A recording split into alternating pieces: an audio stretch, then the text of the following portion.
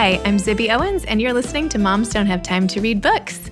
If you like what you hear, please press subscribe. And also, if you could leave a review and rate this podcast, that would be amazing. Thank you to the many of you who have already done that. It means so much to me, and I read every comment. So please review, rate, subscribe, and tell your friends about this podcast. Thank you. I'm so excited to discuss my sponsor today, which is Page One Books, because my summer book bundle is ready on pageonebooks.com. And the bundle that I've put together includes 3 books that I picked: Montauk by Nicola Harrison, More Myself by Alicia Keys, and I Miss You When I Blink by Mary Laura Philpott, all of which have been on this podcast here. It includes a Moms Don't Have Time to Read Books beach tote, a cute little library card pencil / cosmetic case, and a water bottle for staying hydrated, plus a little thing of sun lotion. So go to pageonebooks.com, page one with the number 1. So pageonebooks.com, and check out my Page One Books summer bundle. Buy it as a gift, a housewarming, if you actually go somewhere, or just give it to yourself. Everybody needs a treat. We've had a long spring. pageonebooks.com. I had the best time interviewing Danica McKellar about her latest book called The Times Machine. Danica is best known probably as her role as Winnie in The Wonder Years. At least I watched like every single episode of The Wonder Years. I'm wondering if maybe you did too. Anyway, she played Winnie. But since then, she has started something called McKellar Math.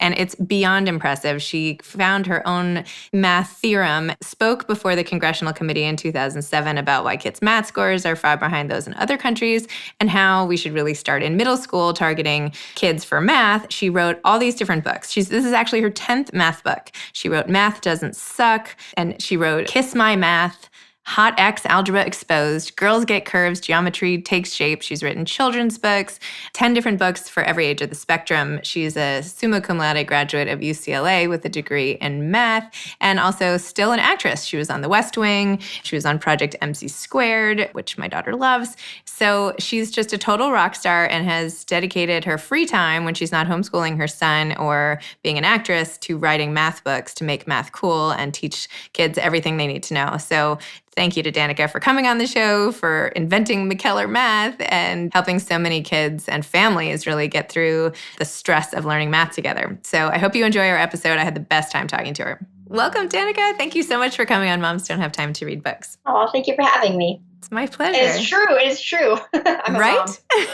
Yeah. And I only have 1 kid, so I can't even imagine. I think no matter how many kids you have, it's like a piece of dough that like fills a baking tray. Do you know what I mean? Like no matter what you have, everything gets filled to the brim as soon as you have 1 child.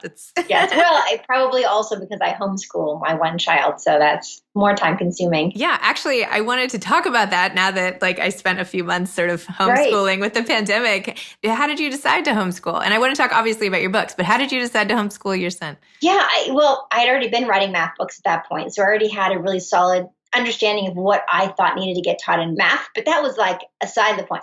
Yeah, I had him in preschool, and it was just, he was bored and he just wasn't connecting. He was having fun with his extracurricular activities, but not that. And we're like, well, he's in preschool. I mean, we could do this. So I started doing homeschooling stuff with him and loved it. You know, you have time to like go to on field trips, whether it's the Discovery Cube or some other fun museum, hands-on learning. Figure out stuff on your own. So many fun YouTube videos out there teaching you all sorts of stuff. There's a great YouTube series called It's Okay to Be Smart. Tons of fun sciencey things. Look, I love learning. Obviously, I love learning and teaching and all that stuff. So it's extra fun for me. So I thought, well, okay, we'll do this for as long as it makes sense. And it has continued to make sense. It's continued to go well. He continues to have lots of social time with kids in his extracurriculars. And look, I'm his mom. Okay, so he's now doing 8th grade math. I can't help it. He's doing algebra. It's like super fun. And I actually swore that I wouldn't push him, but he just happens to really like math and really have a mind for it. I'm thinking maybe he got that from me. And it's really, really, really fun to just see the light bulbs go out. I love teaching him. And he's only 9 and he's doing 8th grade math? Yeah. Well, beginning 8th grade math. We just started algebra. So. That counts. Right. But regardless, I mean, that's actually not something that was a goal or is even important. It's not actually at all important. It just happens to be like when you do yoga. You know, when you do yoga, they say it doesn't matter how flexible you are. As long as you're feeling a stretch, you're getting what you need to get out of it. Just like with that, with learning, you need to, it's not about the stuff you learn. It's about how you learn so that later in life you can learn whatever your new job is, or learn new coping skills for whatever situation you're put in, or whatever it is. It's about learning how to learn. And so that's, the fact that he's doing algebra doesn't matter at all. It doesn't put him ahead of anybody. It doesn't, it really doesn't. It's just fun. And I feel like there was some headbutting, at least maybe because my kids weren't used to my trying to make them learn. But that's like, there's headbutting in all of life when you're a mom. Like, there's whatever, brush your teeth, it's time to go to bed. It's all the same stuff. However, when it comes to homeschooling, I have come up with many, techniques and things that have been really useful. So if you go to my Instagram profile, and I'm just at Danica McKellar, if you go to the highlights, those little circles on the profile, I have one that says schooling at home, and it's tons of tips, videos that I made, even some with Draco, where we act out stuff that we do. And we can go into more of the details since we have time on this podcast too. But if people want to go check that out, it's a good resource that I put there, because I know that a lot of parents are doing summer stuff and might be doing stuff in the fall too. Might be doing stuff all next year. Say it isn't so. Say it isn't so. But the point is, I'm here to help. That's awesome. No, I will definitely go to your highlights. I've gone to your Instagram, of course, but I haven't gotten all those tips. So now I'm thrilled to have a resource, because I was feeling a little overwhelmed, even just trying to get them to read this summer. And I read all the time. You do math. I read all the time. I don't know. It's like, I just want them to love what I love. And sometimes that doesn't always work. But anyway, it's great to know about the highlights. So you majored in math. Well, first of all, you were Winnie on the Wonder Years. You're probably sick of talking about that. I can only imagine. I think I went through a phase when I was sick of hearing about the Wonder Years. And then I realized, this is this beautiful gift. People loved the show. I didn't play some annoying character that people like to make fun of. I played a character that people love, and a show that people watch together as a family. And these same parents are familiar with me, and they're buying my math books for their kids because they trust me, because they know me from that. It's a beautiful, beautiful gift. And I don't take it for granted anymore, like I did when I was 15, when I was over it. And that was in the middle of the show when I was like, oh, I'm done with this. No, you're not. But now it's a beautiful path that has led me to where I am now. Oh, well, that's a great perspective on it. And I shouldn't have assumed you were sick of talking about it. I don't even know why I assumed that. Most people do.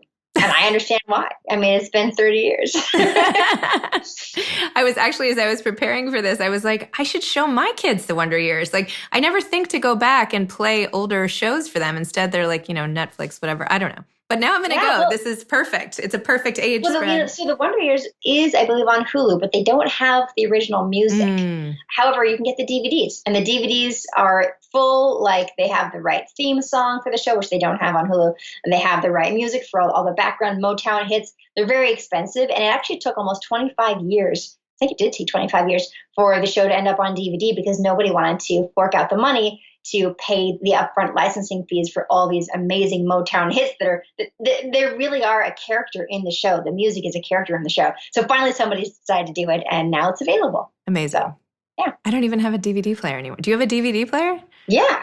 Maybe. Yeah, you really don't. I don't think I have one anymore. Blu-ray player. The Blu-ray players play DVDs. Okay, yeah, I'll figure it out. I'll find a way to do it, because now I'm on a mission. Meanwhile, my daughter, who's 13, who I read, she and a girlfriend did the whole Times Machine book with me, your latest book, and I made them do all the exercises and read all the graphic novel-ish parts of it, and they loved it. But then when I showed a picture of you, I just was like, I don't know. Anyway, when I showed a picture of you to my daughter, she's like, wait a minute, I know her. She's from Project MC Squared, which was her favorite show, which I hadn't realized. And she even had the notebooks for all of our, anyway, we have Project MC Squared stuff everywhere. And I did not even realize you were in that, because I never watched it with her, which is another probably bad parenting moment. But anyway. No, but that's a really fun show, Project MC Squared. And it's like Charlie's Angels for teenage girls. And I play the Charlie.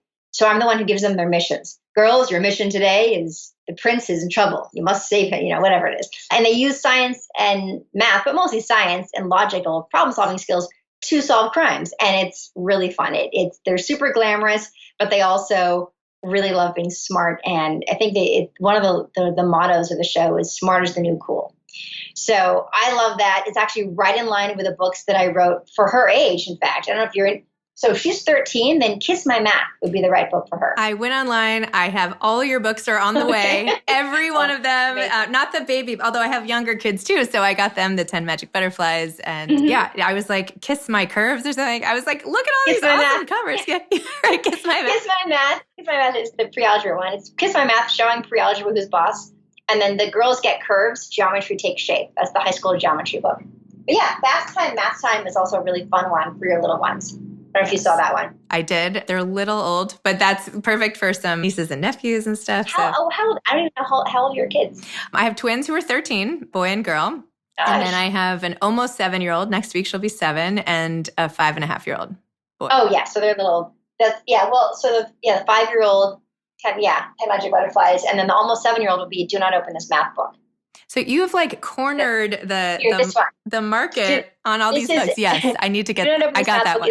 Addition and subtraction. Oh, good for your almost 7-year-old. That was for her. That my littler one. Yes, it's not often that I can talk to an author who has something for every child of mine, and this is pretty impressive. I mean, you know what? It's been almost 13 years now of writing books. So slowly but surely, this is book number 10. The Times Machine, the one that's just come out, is book number 10 for McKellar Math. But if you go to McKellarmath.com, you'll see all the books from ages 0 to 16. I have a big slider button that shows you, depending on your child's age, which book is the most appropriate. This was like a dream of mine like 2 years ago. I'm like, okay, I want like a slider button. Because I was like, wait, I'm coming to a point where I've got this critical mass of books for all these different ages, and I want to make sure people know which one is best for their kid. I am like your prime target for the slider thing. Like, that was perfect for me. I loved it. Thank you for putting that on your site. That was great. My pleasure. So why did you decide to write all these books? I know you majored in math and everything, but like, what made you want to teach other people? What made you want to do it in book form? What made you want to turn math into something cool, honestly? I mean...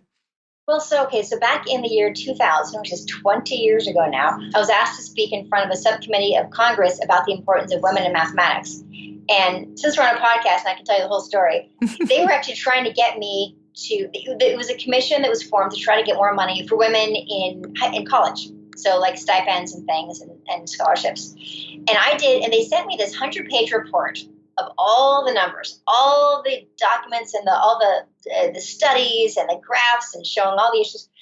And at this point, I graduated from UCLA, had a degree in mathematics. All these articles were coming out like, oh, Winnie is a math whiz. And people were coming up to me in the street and not just saying, hey, we loved you on the Wonder Years, but why did you study math? Like, why would you do that to yourself? And so many women would say, oh, I could never do math. Oh, I had this one teacher, this one test, and that I did fine. And then there's this one experience, and I never looked back, and it was just too bad.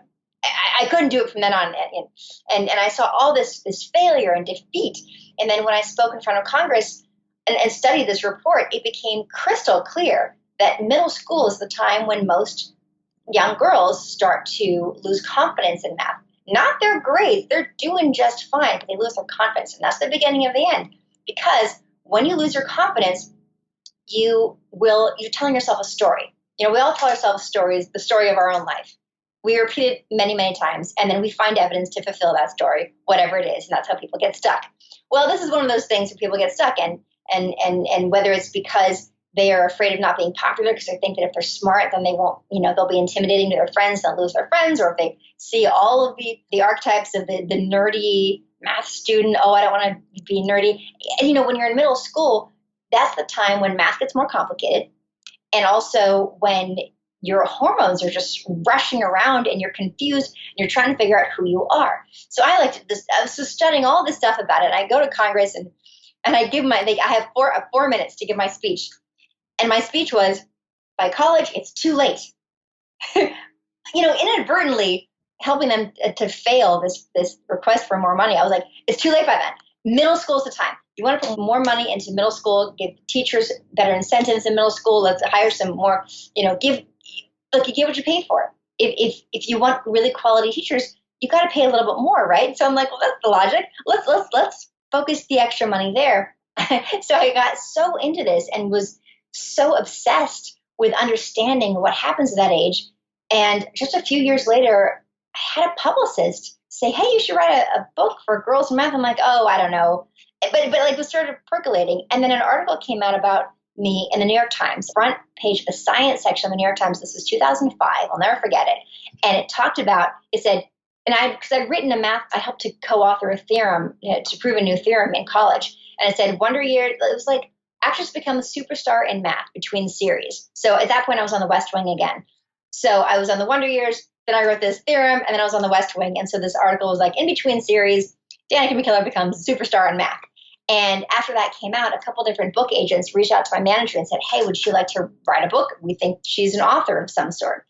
And I remembered back to what that publicist had said, and I was thinking, wait a minute, I know exactly who I'd write books for. It'd be middle school girls. And I just knew, and I always loved learning about math, and I'd always come up with fun little ways of remembering things. So writing that first book, Math Doesn't Suck, I remember the feeling very distinctly. It was like I'd been waving my arms around and somebody picked me up and put me in the water, and I was already swimming. I knew what I needed to say. I knew how I wanted to say it. And the book just like flew. I just wrote it and I spent a lot of time with it, but it was just effortless. Hundreds of pages, super fun stuff, cute little characters, confidence boosting sidebars all throughout, quotes from girls about math. I loved writing that book. So and I thought that would be the book. I didn't know there were going to be more. And that book took off. This was 2007 when it came out. And I was person of the week on ABC World News with Charles Gibson. It was crazy. Newsweek, you name it. I was all over the place. The book sold crazy numbers, and especially for a math book. And they're like, we'd like you to do another one. I was like, what? Huh? Oh. And they're like, yeah, we want it to come out next year. I'm like, what? They had given me 4 months only to write the next one. But I knew what to do, and I was excited about it. And so I wrote Kiss My Math. And that's actually, Kiss My Math might be my favorite book. That one and The Times Machine. These are my two favorites that I've written, I think, in terms of the content and how useful I really know they are. I was really able to get to the nitty gritty of things and make it fun. Kiss My Math, I remember talking about integers. Integers are pleasant, a super boring name, right? So let's not call them integers. Let's call them mintegers. And they're minty. So the positive mintegers are the ones that taste really good. And the negative mintegers are like those yucky jelly bean flavors, the Harry Potter, like boogers and whatever. So, and you can combine a positive integer and a negative integer together and then neutralize each other. It's I had so much fun writing and coming up with creative ways of making dry, boring material fun. And that's really been my challenge. And I love a good challenge. That's why I was a math major in college in the first place.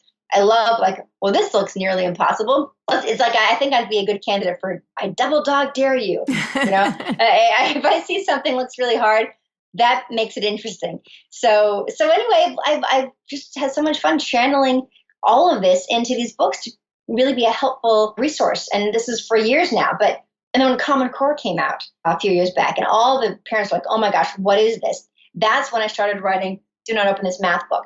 That's for ages 1st and 2nd grade, because there are all these weird ways they're teaching adding and subtracting. You'd think that would be the easy stuff, but parents were telling me I can't help my 6-year-old with her homework. What is going on? So I tackled that. I couldn't believe this book took me 3 years to write with all the illustrations. I couldn't believe nobody else came out with anything in the meantime. Nobody came out with a fun, easy guide for parents who are struggling with Common Core math. Why not? I figured I'd be in line with a bunch of other books. Nope, and nothing really has been done since.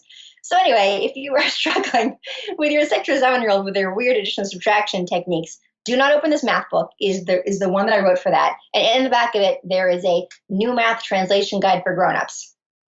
All the new terms, because there is no borrowing and carrying, it's regrouping. And then the same thing with the Times Machine. So the Times Machine is really the follow-up to Do Not Open This Math book. The Times Machine is for 3rd and 4th grade, and it's the same characters, the little Mr. Mouse and the little Danica character from Do Not Open This Math book. It's got way more comics, though, in it.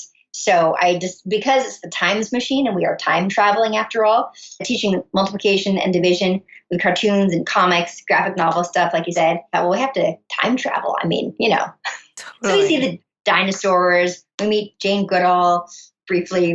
Anyway, there's so many fun little things I was able to put in. Travel all over the world, China, India, Mexico. I loved the part about the history of how the name bagels came about. I did not know that. That was such a fun fact, and I wouldn't have expected it in a math book. Well, you know what? I aim to please and surprise. Well, there you go. Check plus. Yeah. And so in the Times Machine, there's also the new math translation guide for grown-ups in the back. The same thing. tons of new topics. They teach multiplication with arrays now and all these things, and partial products method for multiplication. So it's all there to make sure that parents have a resource, especially these days. I mean, it is crazy how much is on the parents' shoulders now for teaching their kids. Parents in an unprecedented way are responsible for their kids' education. So I'm thrilled that my books are here as a resource, and in particular, the Times Machine, 3rd and 4th grade, fills out now the entire span of ages. So now I actually have books for every age between 0 and 16. And it couldn't have happened at a better time for parents. What you should really do is sell it as a box set. And then when somebody has a baby, you could be like, here is the box set. This is all you will need. Put it like in the library for the rest of your life. And your kids will just like learn as they go and then have it all ready. That's right. That's right. Yes. Good idea. Of course, with your outfit, you'll probably have like 20 more books by the time their kids got older. So never mind. That's a bad idea. I don't know. I mean, I know I'm working on one right now. It's a picture book for 2022, right? But in terms of curriculum, I'm done. In terms of from 0 to 16, it's covered. I filled in all the holes, so I'm feeling really good about that. Well, it was good too because when I grew up, I didn't learn about arrays. Just wasn't something that wasn't the way we were taught. So anyway, I was like, I asked my daughter when we were looking at it, I was like, is this the way you learned? Did you do arrays? And she's like, of course, like duh. And I'm like, okay. So yeah, it's like a translation. So how to talk to your kids. Cause I feel like I was good at math, not like you, but like I did fine. I took math in college. Like I was fine at math, but like anytime I go to show my daughter, she's like, that's not the way we do it. Like my teacher won't like that. So anyway, this is like very exactly helpful. So and so there's thank you. At the end, it's the new math translation guide for grown-ups, but all throughout the book, I'll show hey, this is how we used to do it, and here's all the side by side of division, that crazy division chart they do now, the place value chart. Yes, exactly. Let's do one problem both ways, long division and with this crazy chart, so you can see that you're really doing the same thing. It just looks different, but it's actually the same. It's all the same stuff. I prefer how we did it, but it's none of my business. Me too. But you know what? What they do, what the new stuff does is it makes it more visual. And then the idea is you take that, and then the way we learned it is now a shortcut. So now that you understand what's going on, now let's do the shortcut, which is what we learned. That's kind of how I look at it and the way I treat it in the books, so that we do eventually for each way, for multiplication with multi-digits and also long division. Of course, I teach the way that we learned as well and show how that is just an extension of what they're learning now. I think the greatest part is just you being a role model for how math is like a great, cool, fun thing. It used to not be that cool. And now like with people like you, and I don't know, that's just the greatest. That, my daughter often says like her favorite subject is math. And I'm like, really? Okay. So it's great. Just so nice to have this whole like sort of renaissance of why math is cool and all the rest. I don't know.